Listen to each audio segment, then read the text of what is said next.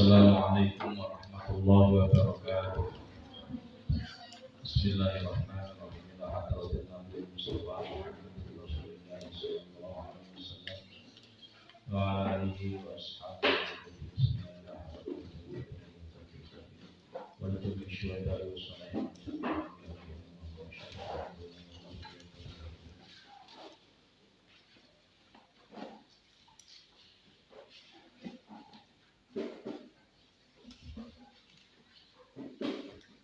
Al-Fatihah. A'udzu billahi minasyaitonir rajim. Bismillahirrahmanirrahim. Alhamdulillahi rabbil alamin. Ar-Rahmanir Rahim. Maliki yaumiddin. Iyyaka na'budu wa iyyaka nasta'in. Ihdinas siratal mustaqim. Siratal ladzina an'amta 'alaihim ghairil maghdubi 'alaihim waladdallin. Rabbi ighfirli wa liwalidayya wa lil mu'minina amin. Bismillahirrahmanirrahim. Qala al-mu'allif rahimahullah wa nafa'ana bihi wa bi'ilmihi fid dharain amin. Ya, masih membahas tentang bab zakat ya. Walau qabla jam'il mali. Ya. Apa itu ya? Wala liman mata fi asna'il qitali qabla al-qiyazati 'ala al-madhhab. Walau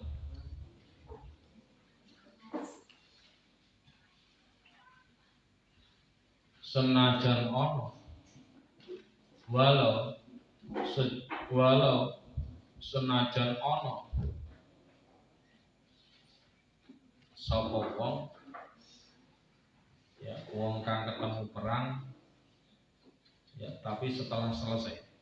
Jadi orang yang ikut perang tapi ikutnya perang udah selesai. Begitu berangkat, begitu di jalan, kemudian pasona ngapain kamu ikut udah selesai. Nah, orang yang ikut perang maksudnya ikut perang tapi belum sampai ke tujuan karena dikasih tahu perang selesai, ini juga tidak mendapatkan bagian jatah harta ghanimah. Wala liman lan ora keduwe wong mata kang mati sapa man fi asna'il qitali ing dalem tengah-tengahe perang qoblal khiyazati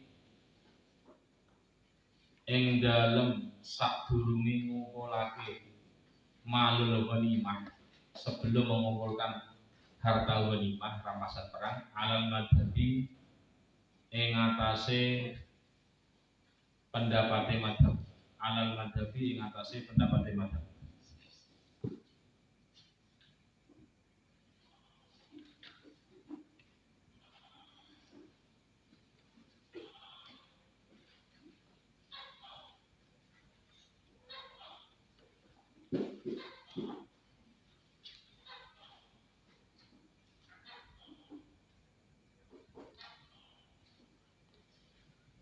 Sekarang dilanjut ya.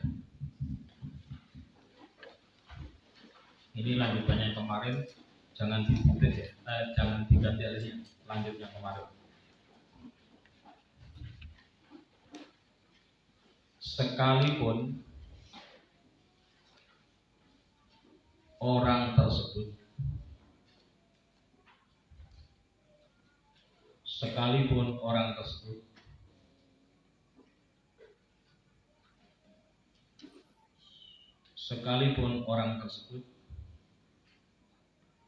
ya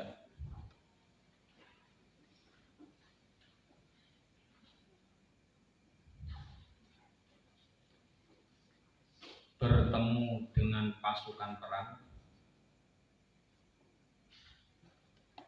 dan pasukan perang itu belum mengumpulkan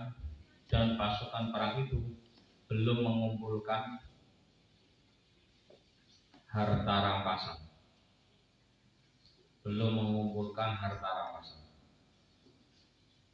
Jadi maksudnya apa? Dia datang perang sudah usai, hanya ikut bawa barang-barang hasil rampasan. Lah orang yang telat begini ini resikonya dia nggak dapat harta rampasan.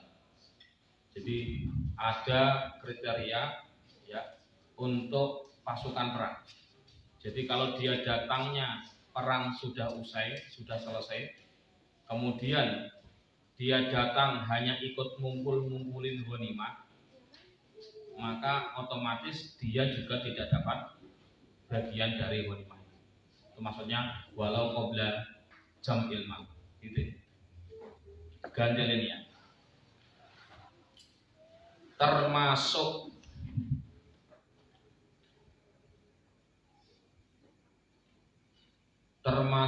orang yang tidak mendapat jatah ghanimah. Termasuk orang yang tidak mendapat jatah ghanimah. Ghanimah apa? Harta hasil rampasan adalah pasukan muslim yang meninggal di tengah perang,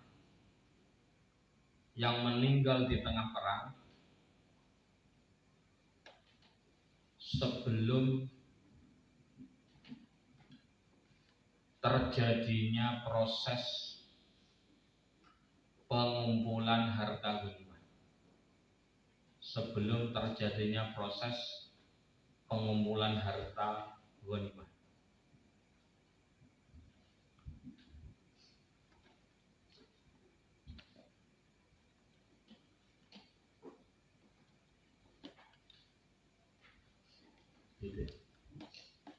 Ini adalah pendapat dalam madhab Syafi'i.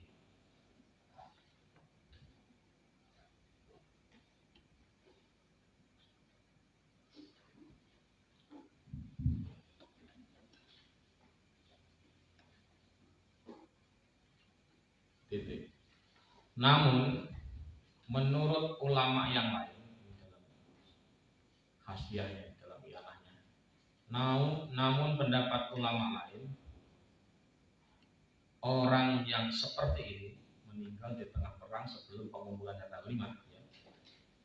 Orang seperti ini tetap berhak mendapatkan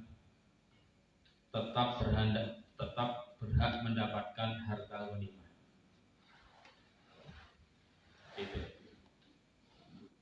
Jadi ini keterangannya begini. Misalkan ada perang X zaman dulu ya, tentu bukan sekarang.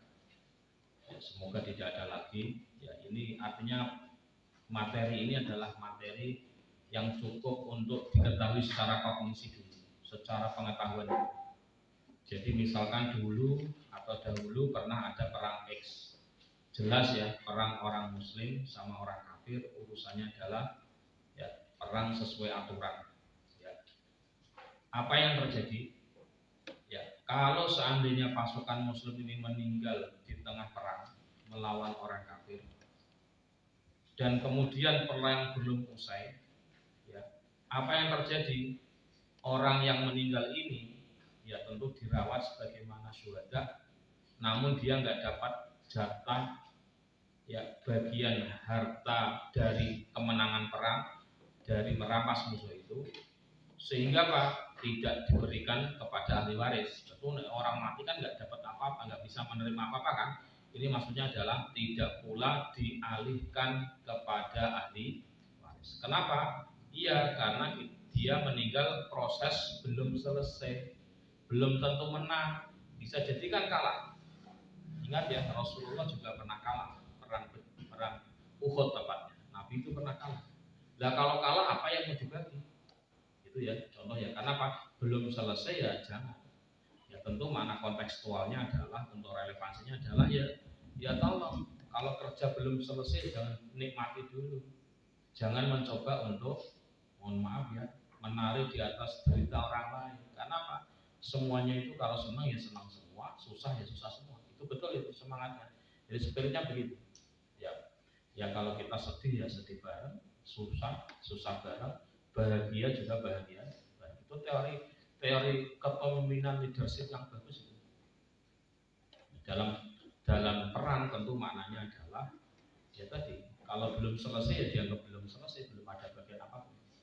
Nah, itu maknanya. Jadi ya tentu dalam konteks Anda nanti berumah tangga harus bisa memahami konsep ini. Susah bareng, nikmatnya juga bareng. Susah bareng, bahagianya bareng. Jangan sampai susahnya bareng tapi bahagia ditinggal. Nah, ini biasanya dibuat artis-artis. Ya. Nah, dibuat bareng-bareng, terus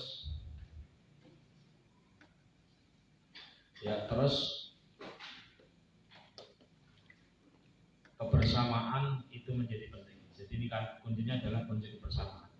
Jadi salah satu aspek yang kita pelajari dalam pesantren ini adalah adanya kebersamaan.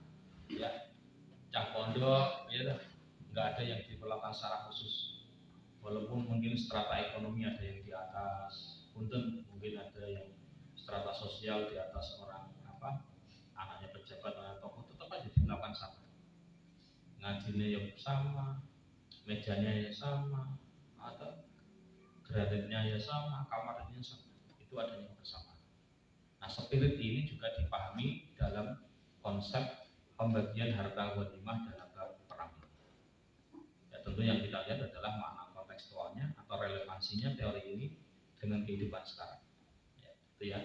Gimana di sengsara bareng, nikmat pun juga bareng. Jadi jangan sampai ditinggalkan. Atau sebaliknya, ketika bahagia bareng, tapi ketika sengsara ditinggalkan. Bosan saya punya suami nggak pernah membahagiakan, naudzubillah. Bosan saya punya istri nggak bisa membahagiakan, naudzubillah min. Jadi nggak memahami konsep kebersamaan, dan itu nilai yang sudah diajarkan di pondok, termasuk ya nilai dasar yang diajarkan di pesantren adalah nilai kebersamaan. Terus diono kancane sandalnya nggak rapi, jadi dirapikan. Makanya saya pesan sama adik Caca, walaupun mungkin adik Caca lebih muda atau mungkin dikatakan paling kecil atau nomor 2 itu di atasnya di Ali, ya sudah, ada mbak-mbak yang mungkin buru-buru tidak sempat rapi, dirapikan di Caca, nggak apa-apa. Kebersamaan. Jadi tidak harus yang tua menandang yang muda, sebaliknya sama saja. Itu maknanya. Terus wa arba'atu akhmasil faid utawi papate piro-piro perlimane harta faid. Faid kemarin sudah ya. Harta faid itu ya sudah jelaskan ya. Faid itu adalah ya yang diambil ya dengan cara tidak paksa. Kalau yang namanya dengan paksa itu namanya ghanimah, kalau tidak paksa namanya faid. Ya. Harta dari musuh yang didapatkan secara tidak paksa. Kalau secara paksa namanya ghanimah. Terus lil maros sidina, kedua wong kang nyawesake, orang yang disiapkan jadi pasukan cadangan. Lil jihadi, kemarin jihad. Jadi 1/4 4 dari 1/5 ya. Ya, 4 dari 1/5, beberapa itu 4 dari 1/5 itu adalah diperuntukkan untuk pasukan cadangan. Wa khumusuha utawi 1/5 ghanimah, maaf ya, 1/5 faid ya, harta faid tadi ya. Yoham masuk iku den proliman ya, 1/5 dibagi 1/5-nya lagi. Ini kan hartanya bisa jutaan, bisa miliaran. Sahmun utawi sak bagian lil masolihi iku kedue pira-pira kemaslahatan. Kasat di suhrin kaya dandani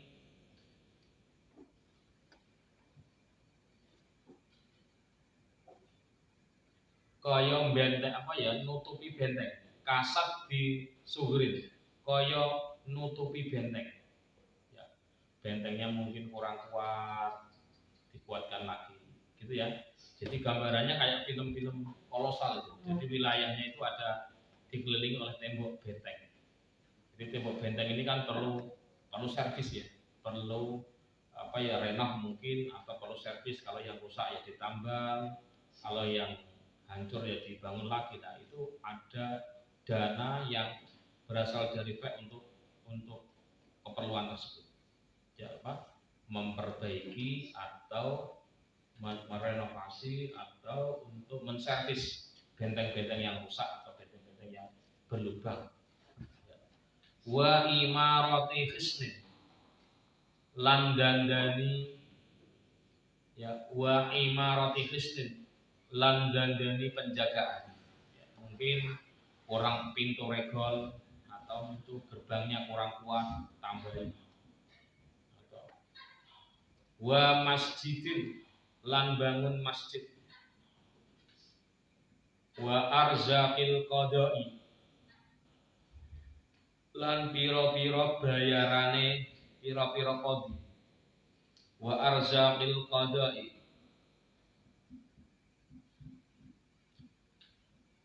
lan piro-piro bayarane qadhi, piro-piro qadhi. Wal mustaghilina, lan biayane piro-piro wong kang sibuk, orang-orang yang sibuk bi ulumi syar'i, kelawan belajar ilmu syara. Bi ulumi syar'i, kelawan belajar piro-piro ilmu syara. Wa alatiha, lan piro-piro alate syara. Dia enggak belajar ilmu fikih, dia enggak belajar Quran, enggak belajar tafsir, dia enggak belajar hadis maupun syarahnya, tapi dia baru belajar nahwu, belajar iqra atau belajar membaca. Ini kan belum ilmu syariah kan, baru kulitnya kan, atau baru bungkusnya kan. Tetap saja itu dapat jatah untuk diperhatikan dari harta ya, dari musuh setelah memenangkan peperangan. Itu maksudnya. Walau senajan ono sapa mustahilina mubtadiina iku wong kang padha ngawiti kabeh. Tidak baru awal. Jadi baru ba'a ya. Hahohu misalkan semacam-macam lah, kan masih awal. Ini kelasnya jadi hari itu ba'a abata bababa aa ucal.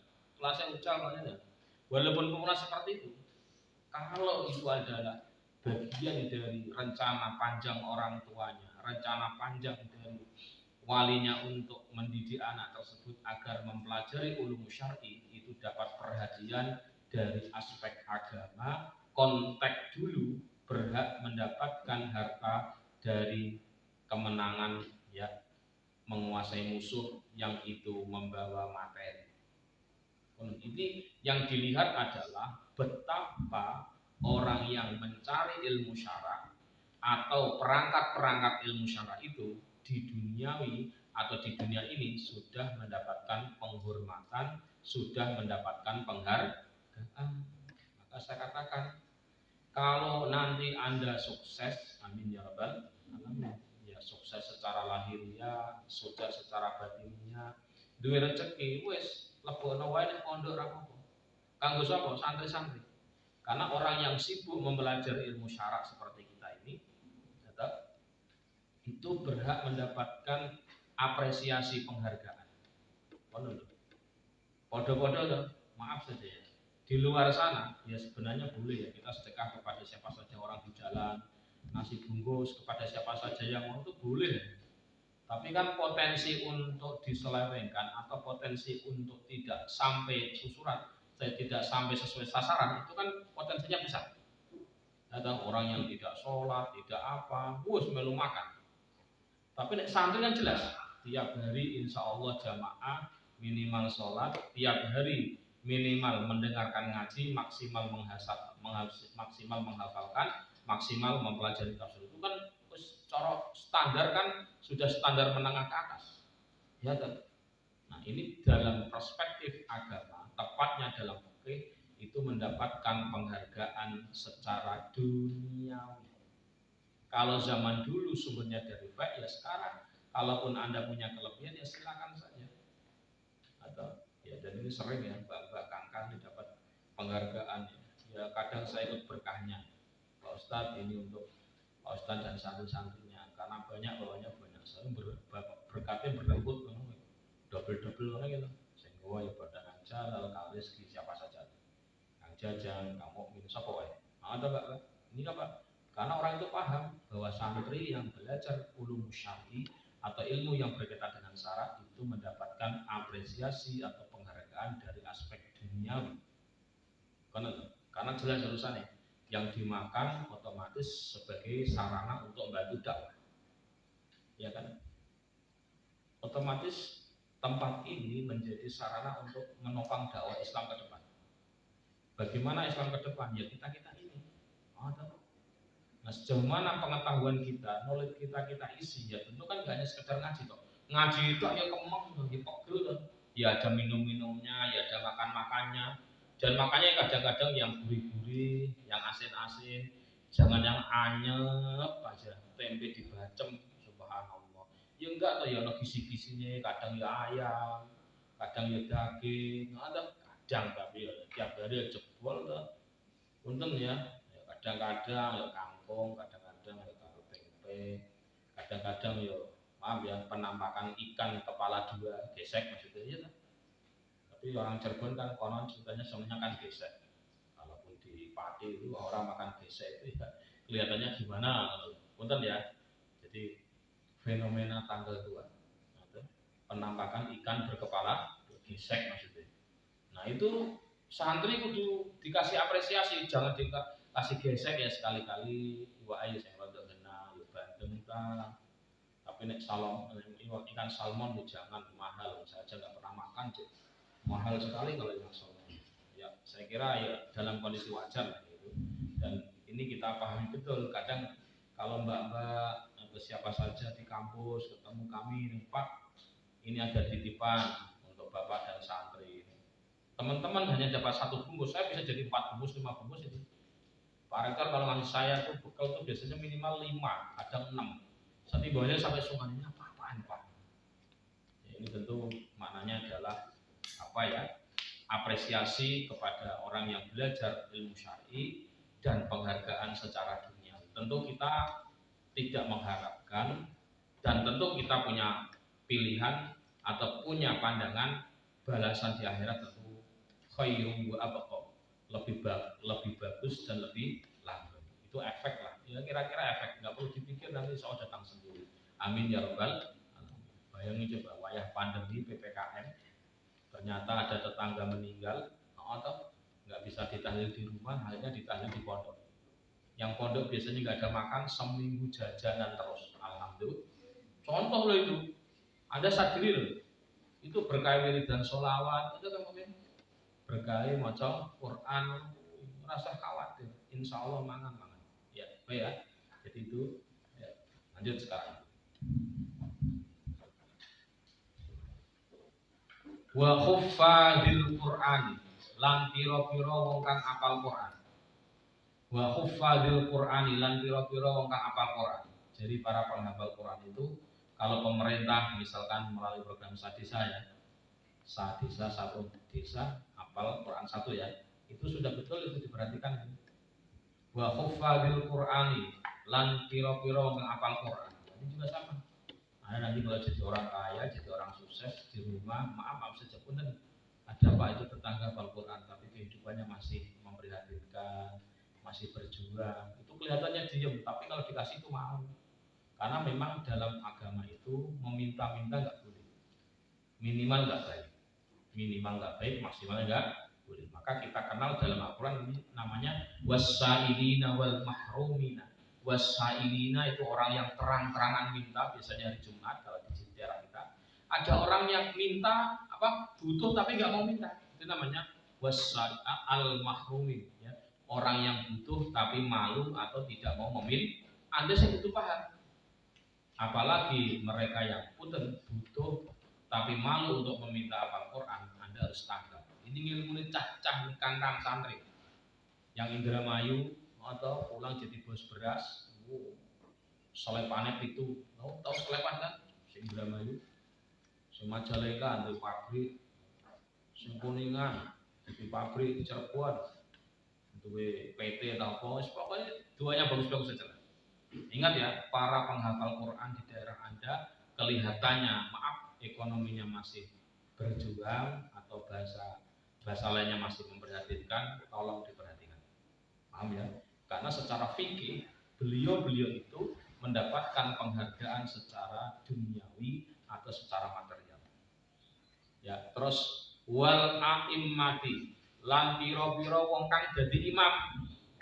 Para tim orang-orang yang jadi imam sholat rajin, kadang di kampung-kampung tuh Mbak, atau Mbak Nia, sing adan ya wong iku, sing komat ya orang itu, yang jadi imam orang itu, melas bisa subuh sih kan, Allahu Akbar, Allahu Akbar, bajine menceng-menceng, warnane hijau nggak hijau, coklat nggak coklat, putih nggak putih, sarungnya ngepir kayak sekop sepeda motor, betul ya?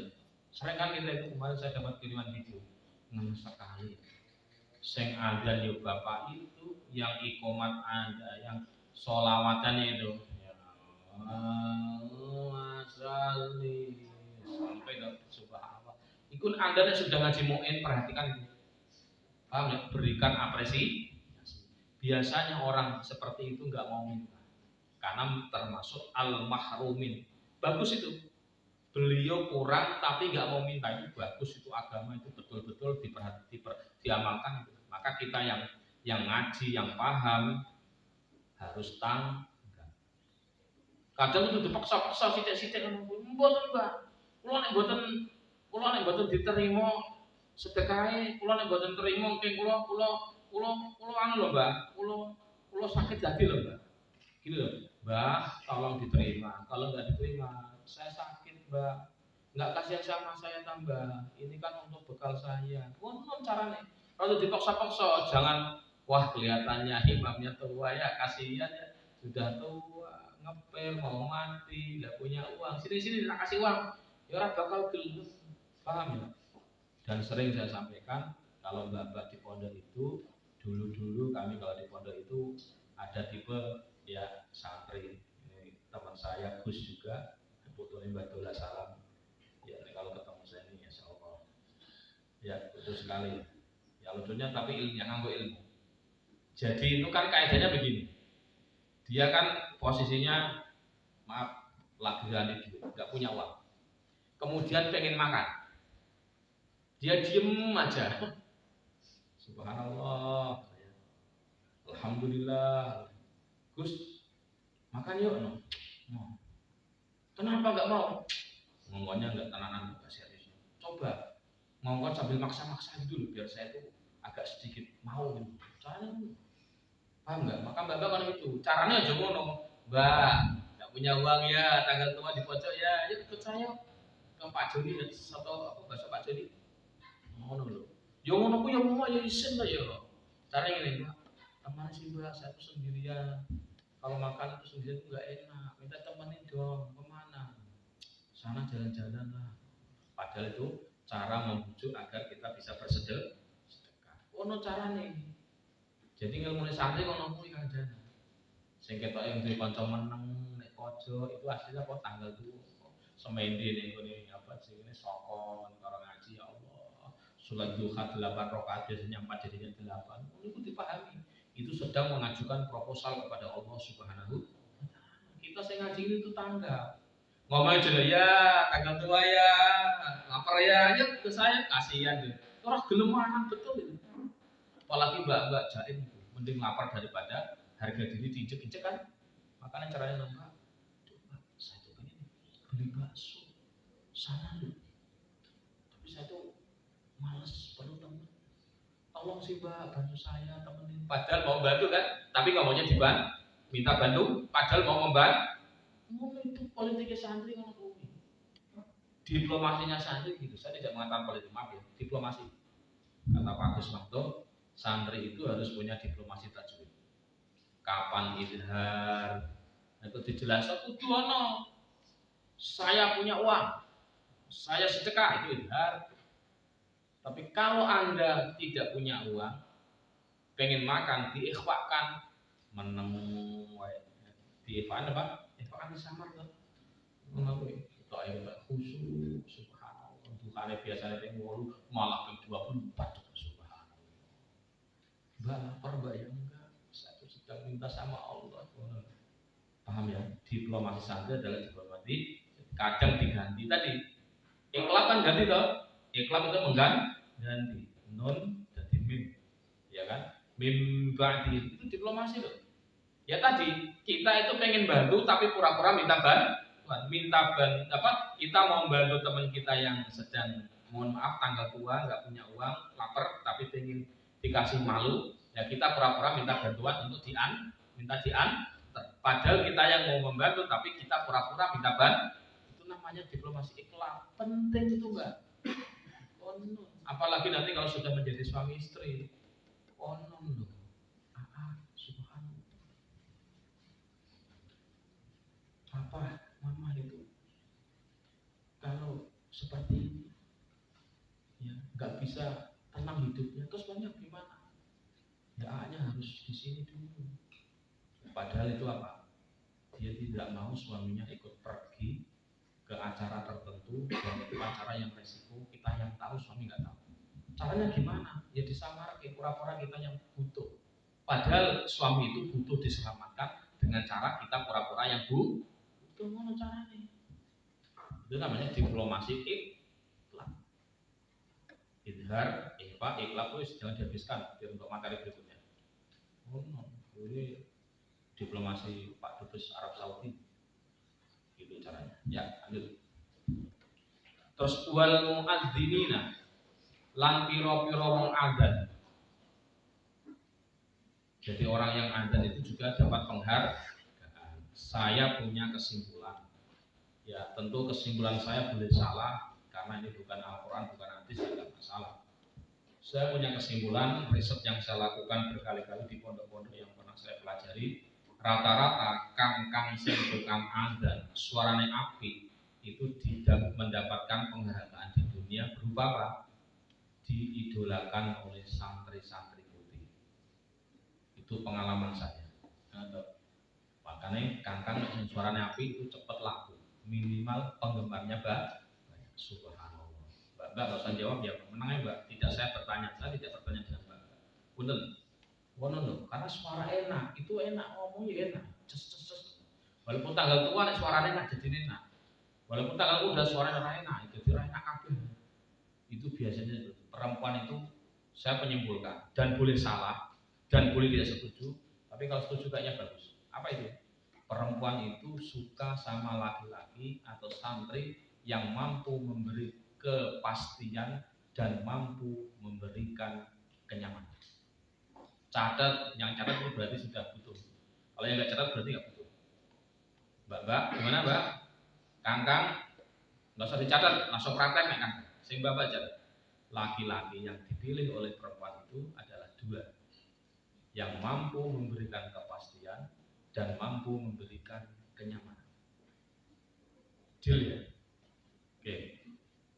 Sing dicatat kita butuh, sing ora dicatat pura-pura nggak butuh. Padahal butuh kodok. Jadi salah kabeh berarti ya nggak nyatat salah, saya nyatat juga serba salah. Nggak apa-apa. Anda itu memang baru mendapatkan ilmu penting. Nah, di penting yang dicatat mesti nih, nggak saya barangkali lupa. Gimana? Mampu memberikan apa? Kepastian dan mampu memberikan kenyamanan. Maka kita bisa paham kenapa PNS atau cowok atau saya jadi PNS direbutan. Kenapa? PNS itu dianggap mampu memberikan kepastian. Tanggal muda mesti gajian. Ono pandemi ra pandemi nyantai wae to. Iya enggak? Tapi nek ora PNS aduh. Gawe ra tetap ya opo rek? Punten. Priben ki jabone nek Jawa Tengah piye lah? Ngono. Piye rek? Itu Jawa Timur. Ya opo rek? Cirebon Jawa Timur ya opo rek? Karena saya pernah di Kediri. Nek Jogjane ya opo itu Jogja. Nek Jawa Tengah piye lah? Nek Cirebon priben iki. Ono. Berapa bahasa? 4 kan? Ono. Ingat-ingat ini. Saya ingin menyampaikan kepada teman-teman tolong Kalau Anda sudah punya niat untuk menikah, Anda sebagai laki-laki lakukan 2 hal. Berikan kepastian dan berikan kenyamanan. Ya, tapi ini tidak bisa dipaksa-paksa, harus alaminya, harus muncul dari dalam, harus muncul dari kecantikan hati atau inner beauty. Ya tentu prosesnya panjang. Maka sing kangkang latihan rapi, bajunya yang rapi, yang wangi, ngono lho. Lah bagaimana nyaman? Pecene mencah-menceh, sarungnya ngepil, atau 5 meter banget. Nah, siapa sih gelem milih kan? Punten ya Mbak Kangkang, insyaallah yang sambil kuliah tuh najis-najis nyanyi. Sak botol tak seminggu atau dan seterusnya. Lanjut sekarang.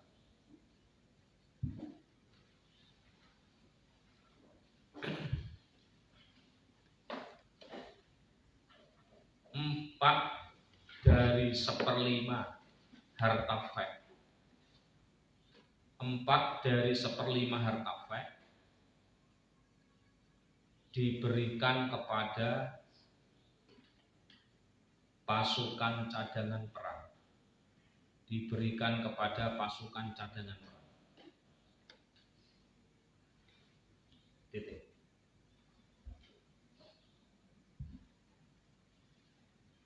1/5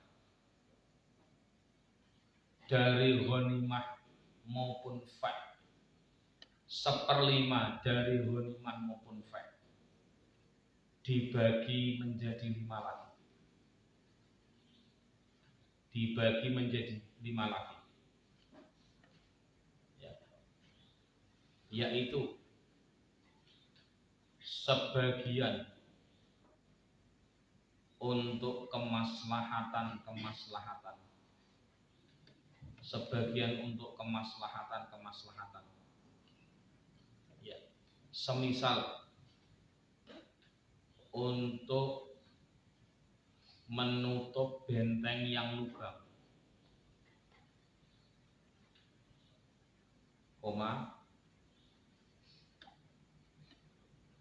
membangun benteng karena bentengnya kurang komplit, kurang menyeluruh, membangun masjid, memberi gaji para hakim,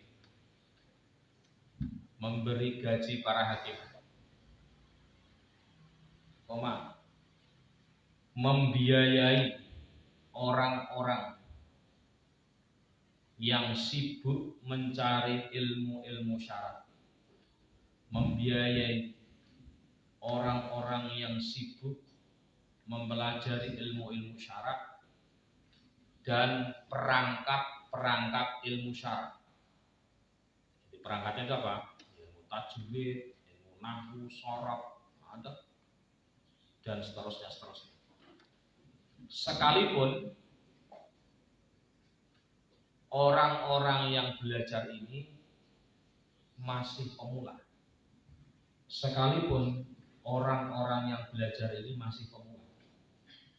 Makanya punten ya Pak. Nanti kalau kita punya anak, ya toh, Ucal itu kan masih pemula. Ucal Ali kan pemula.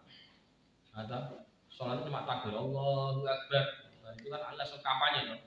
Liling kampanye kalau tasbih. Ada Kausar, kalau ada temennya dia sholatnya komplit, kalau nggak ada temannya, nggak ada jamaahnya, dia komplit sholatnya. Ya kayak tadi, komplit dia sholatnya. Mari berapa jam? Mikir 2 atau 3 ya. Karena biasanya paket hemat.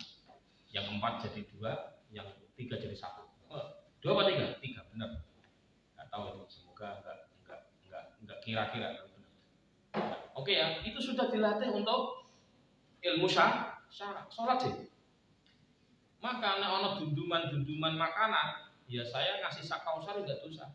Karena kausar termasuk min al-mustahilina fi ulumi syar'i. Ya ono manane. Santri-santri atau Dede Ali sing isa Allahu Akbar ba'a dapat penghargaan. Karena apa? Belajar alat-alat atau ilmu perangkat untuk ilmu syarat. Bagaimana bisa merasalkan dengan benar kalau bacanya salah? Di penting ngono kuwi. Jadi dia asal sembarangan. Atau ngajak anak wayah ngaji lunga, tapi wayah bagian datang ya wis. Lah anake gimana mau berkah ilmune? Gimana anaknya nanti jadi orang yang genah kuwi, diajak enggak bener mulai kecil. Maaf ya.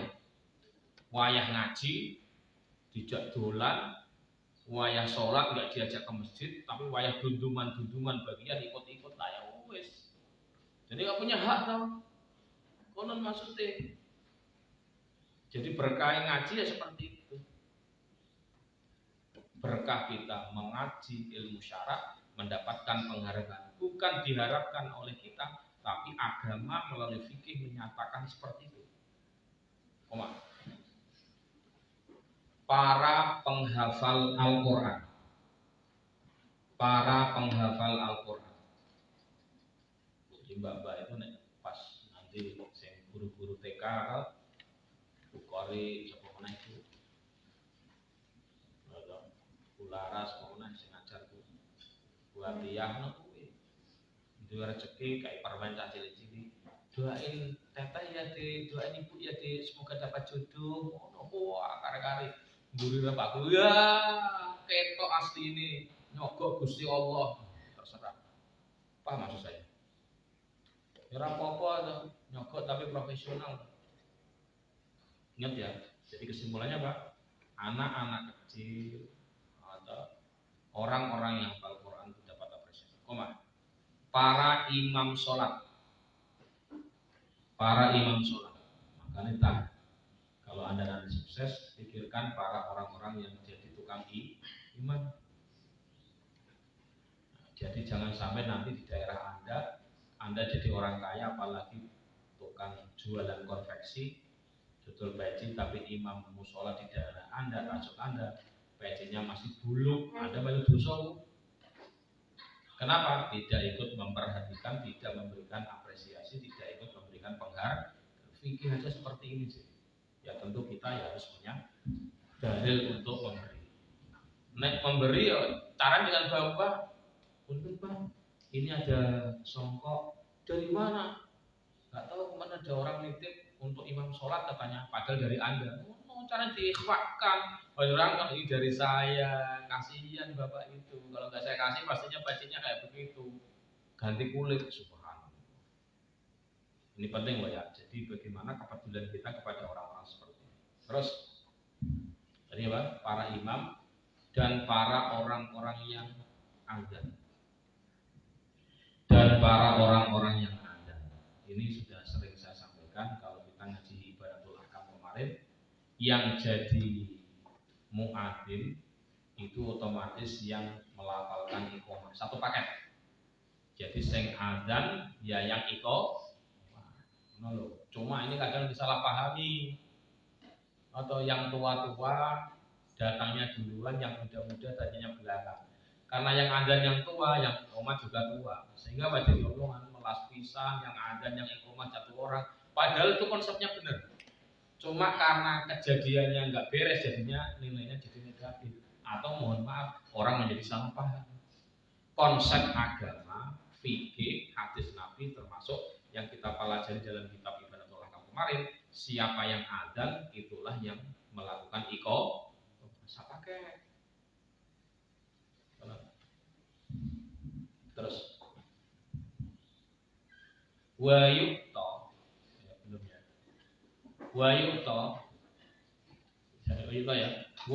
lan den pai haula'i sapa mengkono-mengkono kang tinutur ya mulai dari tadi ya wa yu'ta lan den wenehi haula'i sapa mengkono-mengkono kang tinutur yang telah disebutkan tadi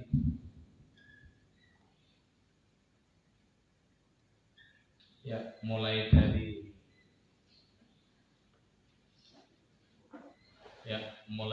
tadi ya mulai dari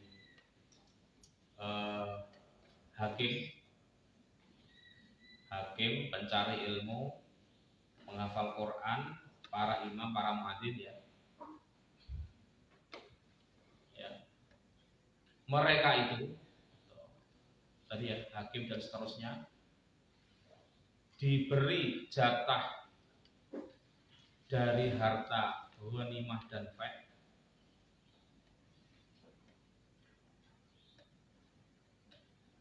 sekalipun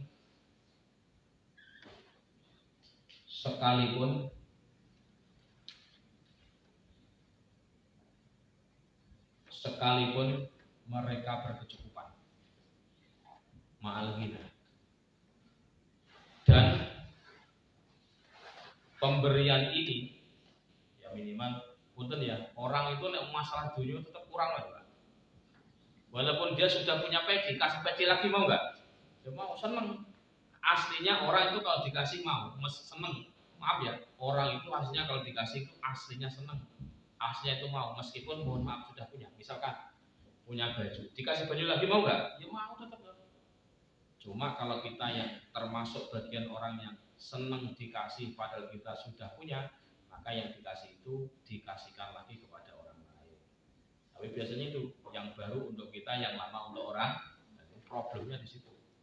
Mestinya ya enggak, kalau kita sudah punya ya yang diberikan itu kasihkan orang lain karena kita sudah cukup dan seterusnya. Mestinya seperti itu.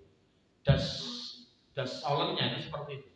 Tapi desainnya ya, tidak seperti itu. Maaf ya, tidak bermaksud mengatakan semuanya ya. Karena orang itu senangnya barang yang baru, barang yang anyar, yang second ya seneng. HP dibeli yang baru, yang lama kira-kira yang dikasihkan yang baru apa yang lama? Tentu dengan kualitas yang sama. Nokia tipenya sama, dikasih yang baru, mau nggak? Kira-kira yang mau dikasihkan yang baru apa yang lama? Yang lama tuh, misalkan ini teorinya seperti itu. Walaupun sudah punya tapi dikasih mau nggak? Mau. Contoh, ma'al ghina, sekalipun dalam keadaan cukup. Ya, pemberian itu sesuai. Wa yu'ta lan diwenehi haula sapa mengkono kang pitur al-qadha ma'al ghina serta sugih. Dipai ma ing suci-suci ro akan ningali hu ing ma ningali bagus ya ro akan ningali bagus hu ing ma al imamu sapa pemimpin. Wa yajib bulan wajib taqdimul aham apa dinginake kang luwih penting mimma saking suci-suci dzukira kang den tutur apa mah.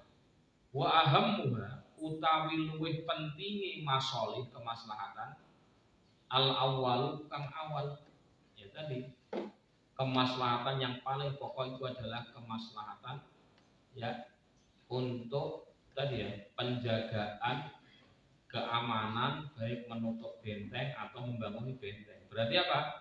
Konteks sekarang kita nggak sedang membangun benteng, tapi ya membangun moralitas sebagai benteng dari modernisasi atau moralitas untuk membenteng dampak dari digitalize, dampak dari teknologi informasi yang berkembang begitu pesat sehingga mohon maaf kemarin kita ironis dikirimi video anak-anak ketika pandemi terlalu lama disodorkan foto Pak Menteri X ya, Pak Menteri Y nggak tahu, tapi disodorkan foto siapa? Atta Halilintar, wah tambah keren apa? Ya kan? Ini siapa ini? Nggak tahu. Ini siapa ini? Nggak tahu. Pantasnya jam berapa? Nggak tahu. Tapi ini game apa? Free Fire. Ini bintangnya nama siapa? Apal kabeh. Contoh problem ini. Nah itu kan perlu benteng. Nah benteng moral itu adalah dengan moralitas.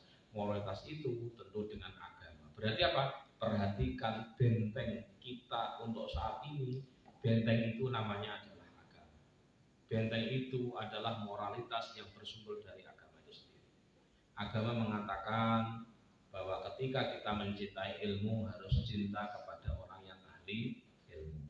Agama mengatakan ilmu itu harus didatangi, bukan mendatangi, dan seterusnya. Saya kira banyak yang bisa kita sampaikan untuk membahas benteng dalam konteks sekarang. Gitu.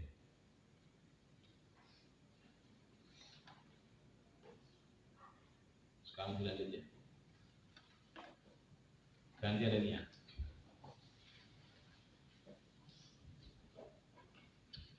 Orang-orang tersebut mulai dari hakim,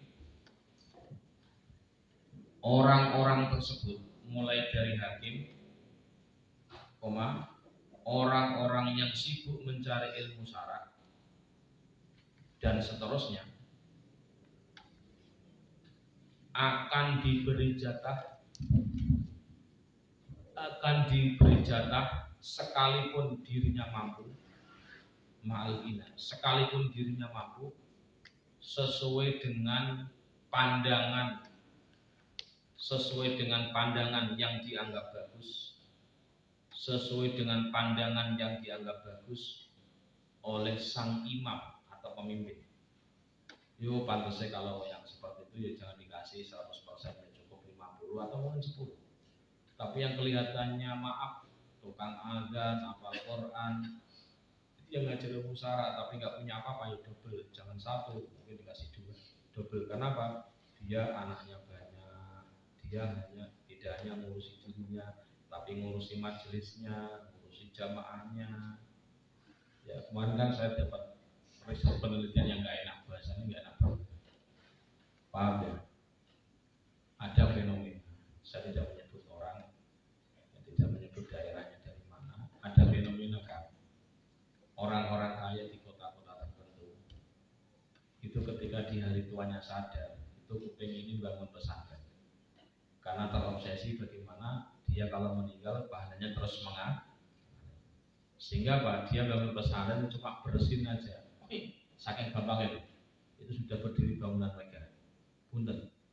Tapi ingat, ada pesantren yang tipologinya ya pesantrennya salah,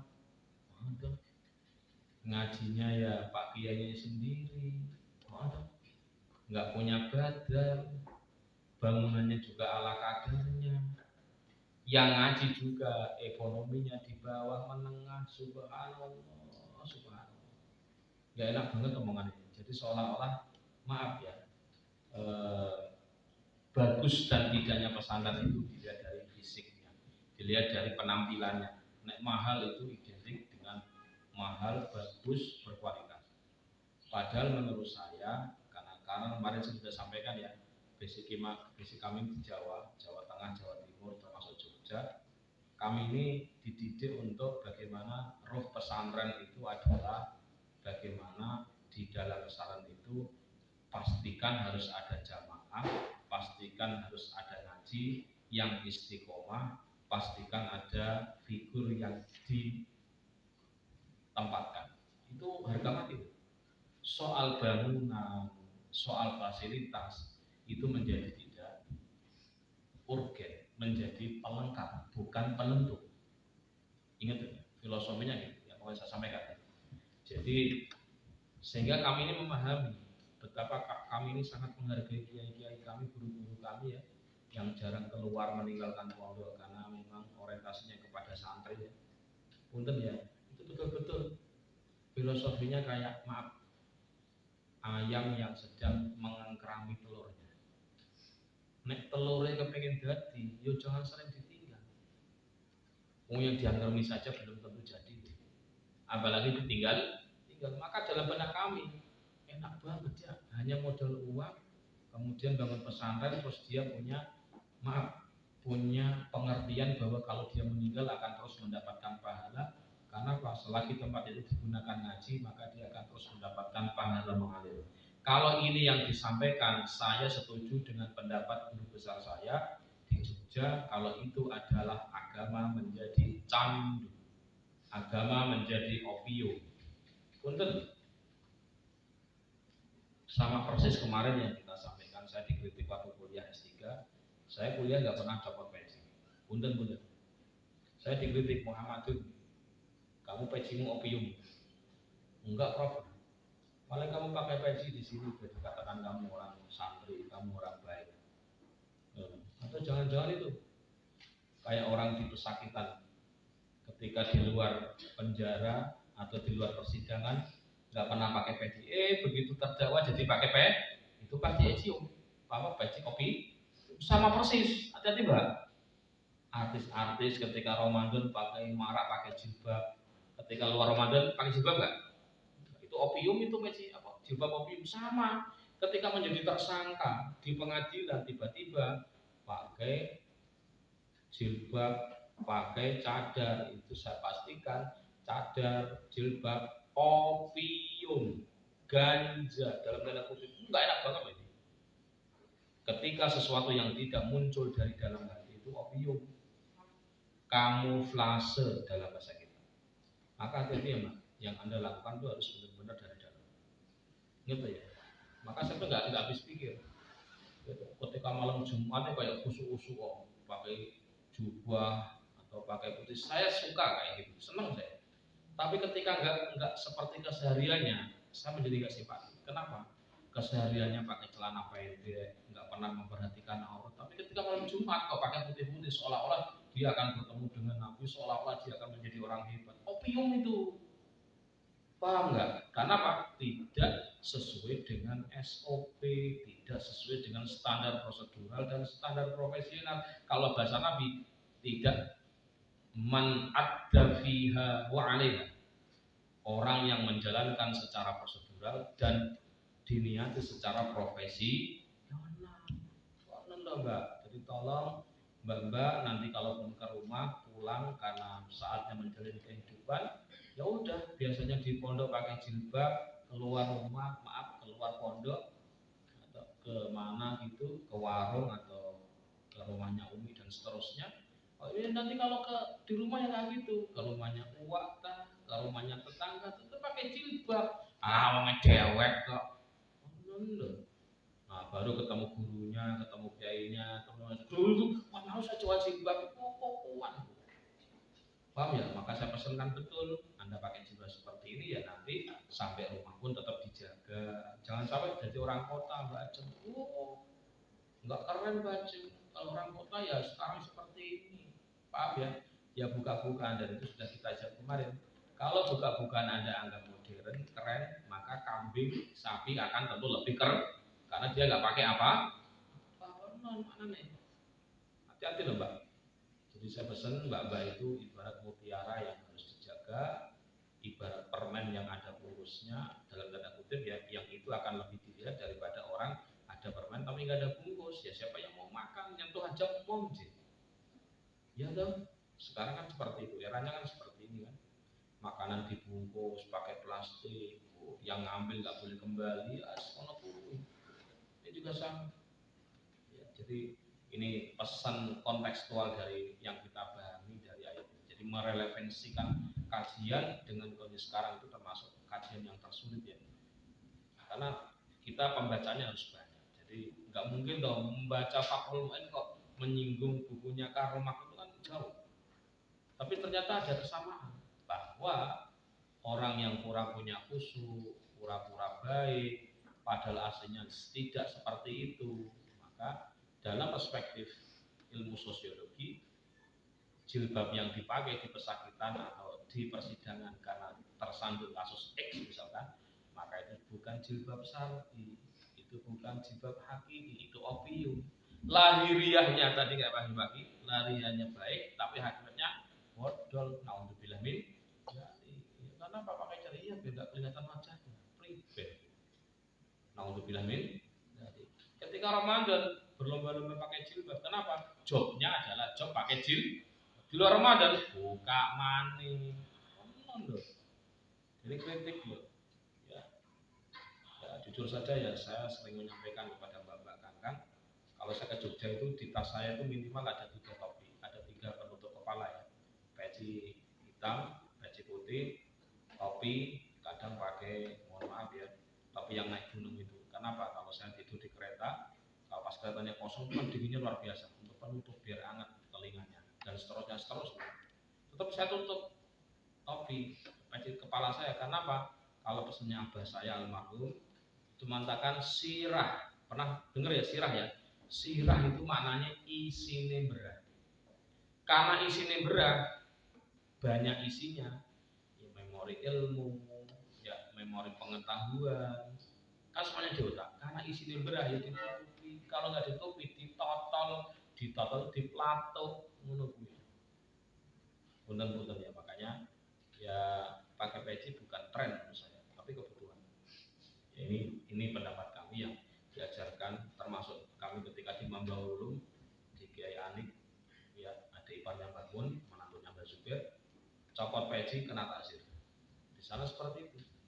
Maka kangkang yo, tolonglah kalau nggak ada halangan ya pakai peci. Maka saya sangat menghargai yang pakai peci secara sosiologis itu memberikan kenyamanan. Mbak-mbak, kalau Anda naik mobil umum misalkan, bus misalkan, atau Mbak Roma, jok sebelah kanan kosong, sebelah kiri kosong, ada porsinya 2 kosong, yang ketiganya cowok. Sebelah kanan rambutnya gondrong, celananya sobek-sobek, robek-robek, tempel-tempelan gitu. Sebelah kiri ada cowok tapi pecian. Pilih mana? Yang ada pecian kan? Dan ini saya dapat kuliah seperti ini waktu kuliah S1. Muhammadun, kamu pakai peci berarti kamu memberikan kenyamanan sosial kepada siapa yang ketemu dengan. Meskipun juga ada yang menyalahgunakan peci untuk narik sumbangan. Tapi prinsipnya enggak. Prinsipnya dasarnya benar. Dalam perspektif sosiologi itu adalah orang yang memberikan kenyamanan sosial. Punten-punten Bapak, tolong pahami betul. Bapak juga sama. Anda yang pakai jilbab itu memberikan kenyamanan sosial. Orang mau tanya itu sama yang jilbaban, itu orangnya jujur ya. Daripada nggak jilbaban, mesti mikirnya gitu dulu. Sebelum tahu aslinya ya. Konsep dasarnya seperti itu, ini penting. Jadi untuk dipahami dengan baik, kesempatan yang berada di pondok ini adalah kesempatan emas untuk menambah pengetahuan, menambah pengertian, dan melatih untuk mengaplikasikan. Wallahu a'lam bishawab.